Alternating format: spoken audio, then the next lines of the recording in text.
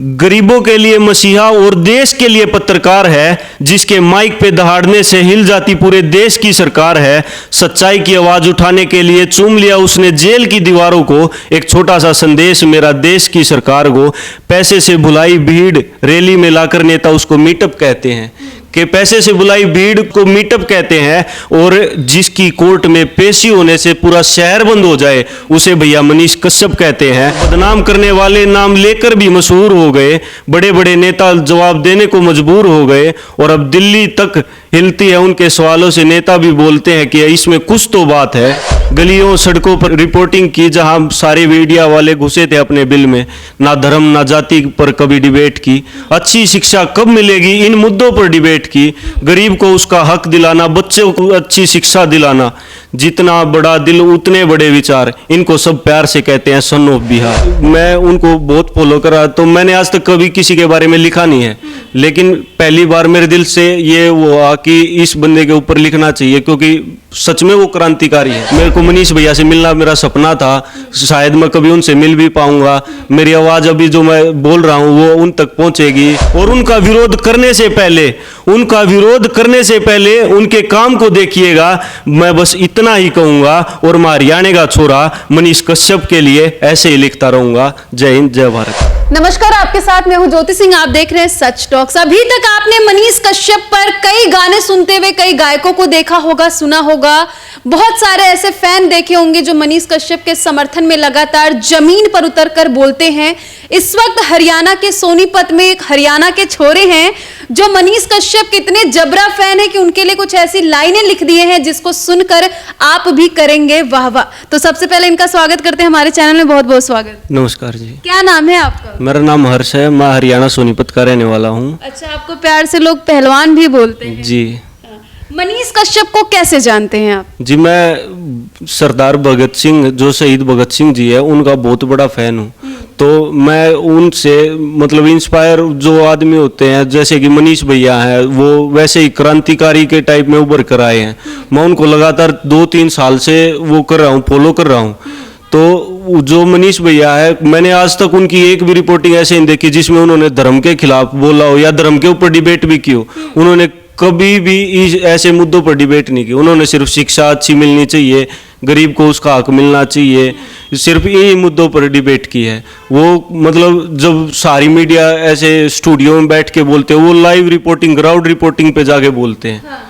तो इसी वजह से मैं उनको बहुत फॉलो करा। तो मैंने आज तक कभी किसी के बारे में लिखा नहीं है, लेकिन पहली बार मेरे दिल से ये हुआ कि इस बंदे के ऊपर लिखना चाहिए, क्योंकि सच में वो क्रांतिकारी है। मतलब दिल से वो लाइनें लिखी गई है जो आपने लिखा है। जी। तो देखिए, इन्होंने किसी के लिए कभी भी कुछ भी नहीं लिखा है। ना ये सिंगर है, ना ये कोई ऐसे कह सकते राइटर है, लेकिन मनीष कश्यप के लिए दिल में इतना प्यार है कि इन्होंने कुछ लाइनें लिखी हैं जो हम आप सभी के बीच में रखना चाहते हैं।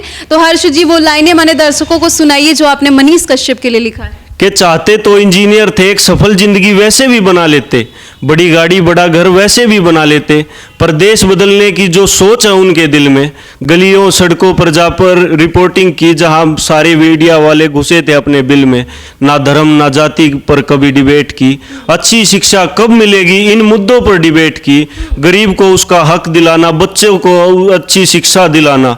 जितना बड़ा दिल उतने बड़े विचार, इनको सब प्यार से कहते हैं सन ऑफ बिहार।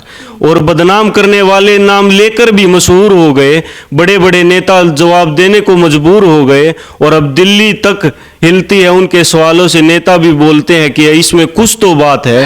दिल्ली ही नहीं, यूपी बिहार हर जगह की बात करें तो हिल जाए। जी, पूरा देश। आप ऐसे ही आगे बढ़ते रहिए, पूरा देश तुम्हारे साथ है। और मैं नमन करता हूँ उस चंपारण की धरती को, कि मैं नमन करता हूँ उस चंपारण की धरती को जिसने ऐसे सूरवीर को जन्म दिया। आज बस बिहार नहीं, पूरा देश तुम्हारे साथ है। और मनीष भैया, आप ऐसे ही आगे बढ़ते रहिए, या हम तुम्हारे साथ हैं, हम तुम्हारे साथ हैं। क्या बात है। तो ये जो लाइंस इन्होंने कही है ना, ये इनका कहना है कि बिल्कुल दिल से आवाज आई है।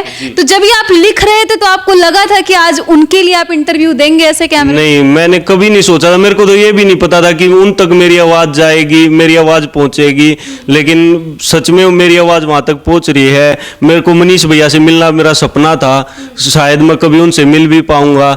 मेरी आवाज़ अभी जो मैं बोल रहा हूँ वो उन तक पहुंचेगी, बिहार, पूरे देश में आपके चैनल के माध्यम से मेरी आवाज़ पहुंचेगी। तो मैं, मनीष कश्यप में सबसे अच्छा क्या आपने देखा जो आपको आपके दिल को छू गया? मतलब वो निडर है, वो डरते नहीं है, वो सवाल करने से पहले कभी नहीं डरते हैं, चाहे वो नेता हो या कोई इंजीनियर हो या कोई भी रोड हो, कोई स्कूल कॉलेज, वो कभी ये नहीं देखते कि आगे क्या होगा। लेकिन आज वो अभी हम सबके बीच में नहीं है, तो मिस तो करते ही जी, होंगे। मैं उनको बहुत ज़्यादा मिस करता हूँ। जब वे अभी उनको जेल करा दी गई है घटिया राजनीति की वजह से, तो मैंने उसके लिए भी कुछ लिखा है, बड़े दिल से लिखा है। मतलब ये थोड़ा मायूस होकर लिखा है, क्योंकि मैं देख रहा हूँ कि विरोध भी हो रहा है उनका।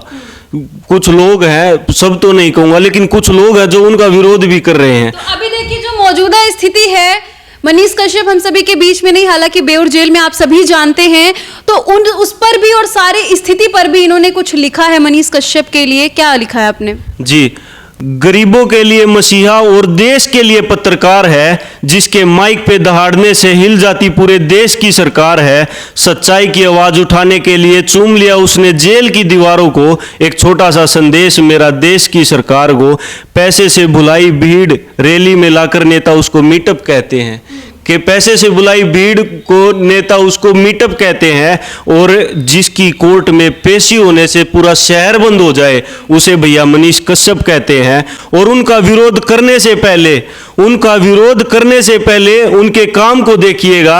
मैं बस इतना ही कहूँगा, और मैं हरियाणा का छोरा मनीष कश्यप के लिए ऐसे ही लिखता रहूँगा। जय हिंद, जय भारत। क्या बात है, इन्होंने कहा कि ये हरियाणा के छोरे हैं और मनीष कश्यप के लिए ऐसे ही लिखते रहेंगे।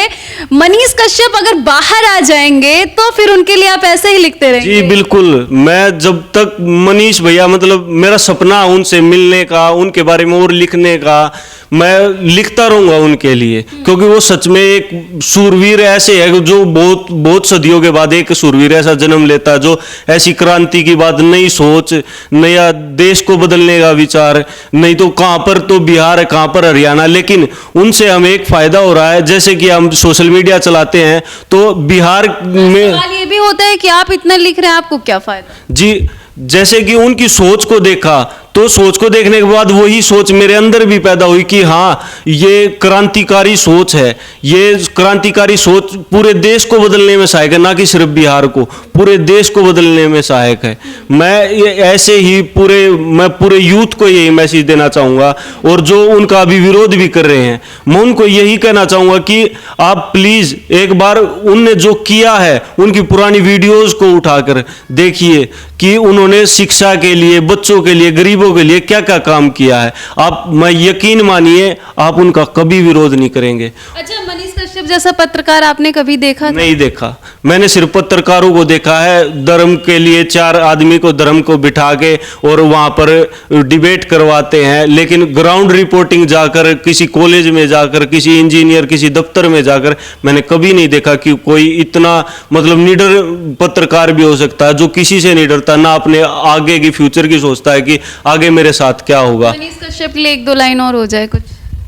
मनीष भैया, आप इस देश के लिए गौरव हैं। मनीष भैया, आप इस देश के लिए गौरव है। हम आपके साथ, पूरा हरियाणा, पूरा देश आपको नमन करता है। और कोई बात नहीं, तो देखिए जिस तरीके से इन्होंने ये लाइनें लिखी, इसे आप शायरी भी कह सकते हैं और दिल की आवाज भी कह सकते हैं, और यह दिल की आवाज हरियाणा के छोरे हर्ष की है। हालांकि ये सब कुछ आपको कैसा लगा और इन्होंने जो लिखा, जो सुनाया, वो कैसा लगा, कमेंट सेक्शन में जाके हमें जरूर बताइएगा। आगे आपको ऐसी जानकारियां देते रहेंगे, और बहुत बहुत धन्यवाद हमसे जुड़ने के लिए। धन्यवाद।